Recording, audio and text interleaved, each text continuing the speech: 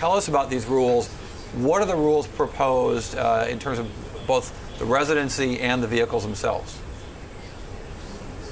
So China's largest cities have rolled out tighter policies, draft rule policies, requiring only local residents, for example, in Beijing and Shanghai and Tianjin, to drive these private car hailing apps. All the other cities, the 24 other cities, have said that they require locally registered cars to run on the roads, and they also have higher requirements on what types of vehicles can run on the roads. That would be a huge blow to Didi, especially for the private car hailing business, and that's a significant part of their revenue. When we talk to drivers on the road these days, they say that the government and Didi both have not sent them messages telling them not to use the apps if they're not locally registered, but there are police raids carried out in certain parts of the cities these days.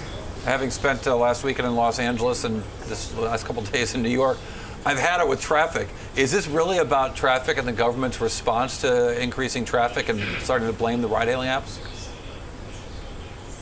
Well, there's a discordance between the central government and the local administrations. If you look at the central government, they have legalized these car-hailing apps. But at the local level, because the city governments are in charge of issuing a lot of the permits for the taxi actual operations, and so this is probably a pushback from the cab drivers and the companies behind them, where they actually take a cut from the operating revenues. And so for Didi coming in and bringing millions more drivers, it is a blow to their business, and that's probably where we're seeing some of this pushback from.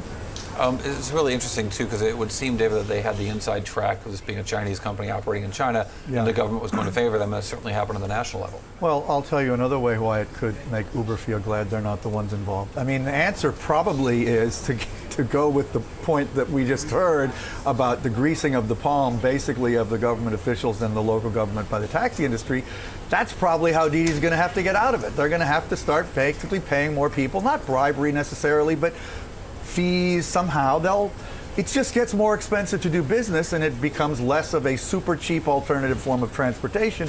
That was probably inevitable anyway, but it is so hard for Western companies to do business in China because of the whimsicality of the regulatory regime that I think Uber was super fortunate to get out with such a big payoff. Whimsicality. Yes, I'm a writer. What do you want? Whimsicality is fine with me.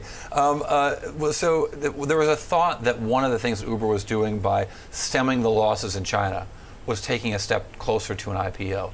And I wonder if you get the sense, not just with Uber, but some of these unicorn companies are starting to think about cashing out their investors, growing up a little bit, and becoming reporting and publicly traded companies. Uber especially. I think in general that may be happening, but I don't sense it as much at Uber as at some of the other companies. I think Uber is feeling kind of comfortable being able to raise capital at these astronomical private valuations.